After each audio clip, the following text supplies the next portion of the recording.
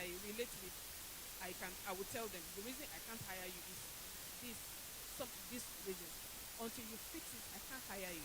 Because let me tell you, every employer is selfish. You want somebody that will take the burden away from you, somebody that can take the job and run with it, and run with it effectively.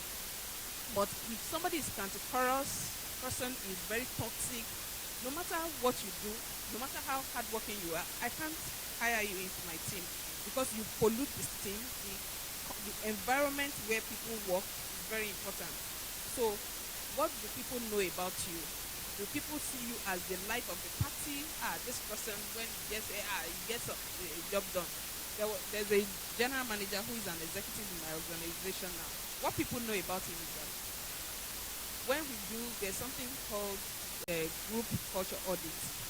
Is one of the KPIs for the exec, where they want to know how engaged your people are. This general manager then, before he became executive, consistently is called 100%. In a group that is very, where you have hundreds of people. In fact, in that division there are thousands because there are contract staff. For you to have 100%, it means a lot. 100%. How do you achieve that? Although your direct, as a general manager, you have direct reports, and those your direct reports have direct reports down the layer. But that means that you have built a very good environment for people to thrive. And this person is a network. And network people, you can work in the middle of the night. You can, if something happens, you call your people. But how do you still get people to wake up in the middle of the night? Because he also leads from the forefront. He's not somebody that will just sit down and tell you that, please wake up, go there. You will see that he's also available to support you. And how does it work? No matter how many there are in the room, he will say that 1, 2, 3, 4. You just hear the team chorus something that we die here. As in, we die here. As in, until this job is done, nobody leaves. And he motivates his people. And when somebody does well, he amplifies the excellent job. So, what do people know about you? You need to be mindful of the professional brand you are building. Do people see you and think about you fleecing them off? Do you try to cheat people? People will see that. People read between the lines. Forget about what you tell people. People read your body language. This one thing that I know about myself is that I'm a business leader. I'm a B2B person. I help organizations to drive operational efficiency and revenue growth. I connect them through technology. I leverage technology to help them transform their organization. Every organization is at a different stage of digital transformation, and whatever stage you are, I meet with you and I help you to achieve this objective. Let us create value together. Something like that. I'm a salesperson. I'm a banker. I help you to manage your funds. I help you to achieve growth. Something like that. If you are a food vendor, what is your expertise? What do you bring to the table? If you are a tailor, what do you bring to the table? If you are a principal of a school, what are you trying to do? So with this very simple template, you must be able to introduce yourself. And the reason why it's called elevator pitch is that when you get into an elevator with a CEO or with a senior person, you should be able to get, you don't know whether it's going to floor 12 or if it's the next floor, within 30 seconds, you'll be able to introduce yourself and the value you bring to the table. Every one of you must have that template. You must keep it and use it depending on the situation. If I go for an event, for example, I went for an event immediately after service on last Sunday, and I returned last night. At that event, I introduced myself with the name of my organization because the name of my organization was very important at that event because it's about industry, gaining industry insights, building the right partnership for my organization, right? So you might go for a birthday party. You don't need to mention the name of the organization. You just introduce yourself that this is what you do. I'm a software engineer. I do this, I do that. So it's very important. Those are critical tools. Again, your personal branding is very important. What do people think about when you enter a room. Once you show up, something must come into somebody's mind, no matter what. Once you enter this um, facility, this person is always the one destroying the church, always gossiping. This person is the one that is always uh, bringing people together. So, what do you want people to think about you when you enter the room? In your organization is very important. Who are you? That is your elevator pitch. You must be able to say that. Even if you're a student, you must be able to say your career ambition or what you have achieved in that school. Maybe you are an SUG president or you sport leader. Something you must be able to clearly state who you are. So, but tools alone cannot be enough for networking. You also need to understand how to actually start building genuine connection. Next slide. So, how do you build connection? How do you initiate and start building this connection? You know, some of us to make that first connection is could be very intimidating. Some people are quite arrogant. I can't translate this person. Please, if you're an entrepreneur or a career professional, you can't afford to be arrogant, right? If you are arrogant, you will go hungry. You sit down there, you will go hungry. Look at our president, Tinubu. People are already saying that 2027 election is already won, right? He has a way with people. He knows how to connect. When during the election, you know, there were a lot of issues that happened around cash crunch. Then, you know, they said the former president mopped up cash because of him and all that. You know, when he became the president, people thought that he's going to do a lot of things. But he's a very wise man. No matter how angry he is or no matter what he's feeling, his objective is the most important. What is it driving at? Our former president died recently. You saw the way our president was there for the family. He was with them all through. You could have received him when he arrived from London and go back to Abuja. But he went with the family to Katsina for the burial and all that. So initiating and building the connection is very, very critical. So how do we do that? Start with a conversation. Some of you, when you get into the plane, seat number 14, you sit down.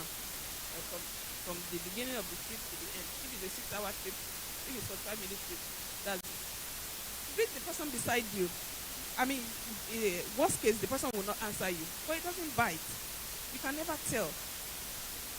Greet the person and introduce yourself. If you have your complimentary card, exchange it. You understand? And you get talking. Or if you decide, or if you notice that the person doesn't want to talk and the person greeted you, it's fine. But you must make the first move. Try to make the first move. There's an event. You know, when they organize an event, they will say that the event starts 10 o'clock, but you can get here by 9, networking. That is moving around. Hello, my name is Titi. Why are you looking at me? You know, I am this and that. You taste my food. All right. Don't introduce your food when you are mixing. Just introduce yourself that I'm the Petra, this and that. But you must. I provide catering services. I'm a teacher. I teach English. Introduce yourself. Start that conversation. I mean, you can ask them that, oh, hello, how are you? What brought you to this event? It might be an obvious, it depends on the type of event. So if it's a wedding, what brought you to this event? It's wedding, right? So there might be different reasons why people came. So just connect, introduce yourself and find a way to connect. Then you can also try to identify high-value contacts. You know how to do that very well, salespeople. If you are going for an event, you want to look at the agenda, who are the people coming, you want to find a way to position yourself and try to meet those people. So you must first do your homework. who are the people coming for this event? Is there an industry expert that I want to connect to? Is there a mentor that I want to model my career after, or my business after? Depending on what the objective is, you can't connect with everyone. You have to be very strategic. Look through the room, walk around, and find a way to connect with that person. Even if it's a customer, a potential customer, you are not going to introduce your product, like I said earlier, to the customer. I'm pleased to meet you. Um, where are you from? I mean, which organization are you representing at this event? Just start a conversation and make sure that you identify the contacts that you really want to. Make sure you do not leave that venue without connecting with the contact that you have in mind. So you have to do your proper homework. Then make a memorable impression. Like I mentioned, you have to show interest in what the person has done. You must remember the person's name and key details about the conversation. So somebody, what's your name? Toby. So I met Toby. He mentioned his name and his surname. We sparked up a conversation. Like 30 minutes, 1 minute down the line, you said, "What's your name again?" So it shows that. So what's the purpose of even asking for the name in the first instance? So you must make sure that you remember the person's name, and you remember when we were talking about the five key things for networking. You must pay attention. You must listen. So you must also, if the person is wearing a very nice suit, "Oh, I love your suit. This is my favorite color." Something like that. Just be genuine and say something that is really good about the person. If the person, you have already done your own work, and you know that this is the person you are looking for, you can say something memorable about the person. That your organization just launched this app. Fantastic. Before coming to this event, I logged on to these are my login details. Yeah, I found the app very, very user friendly. It's very fantastic. So the person will obviously connect with you because it's something of interest to them. So you can spark up conversation like that. So just ensure that you are purposeful. And if you are networking in various venues, you must look at the quality of your conversation, not quantity, not church everywhere. Know what you want to derive from that. And if it's online platform as well, you must look at the group you want to join. What is this group doing for my career, for my profession, or for my business? You must be able to nip it down to something.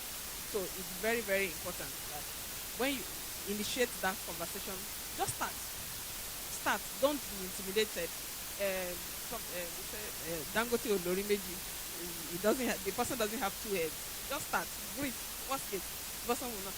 If you are in sales, you'll be used to rejection. It's a normal thing for us. For people to say, you will say everything right, and the person will not show interest. So yes, but if you didn't try, that is an opportunity that you have lost because you don't know whether it's an opportunity you win. So just keep trying till you get to the desired end. So you must look at the platform you want to join, whether it's an online group or social group. Just make sure that you join one group. It could be, I know a lot of you are part of your school's old student association. Some join clubs, some are members of a department in churches, for whatever reason. But just note that at different venues, there's a purpose for which you are joining this group. Social venue like Ikoyi Club. That type of at Ikoyi Club, you can't just say you want to join. Somebody must bring you in. And it doesn't come cheap anyway, because they want to be sure of the caliber of people that are within the club. Not that they are encouraging fraudsters to join their club and all that. So you must identify the type of club you're joining. But starting networking, initiating conversation is just the beginning. But the real value of that comes from nurturing, when we nurture relationships. So how do we nurture and sustain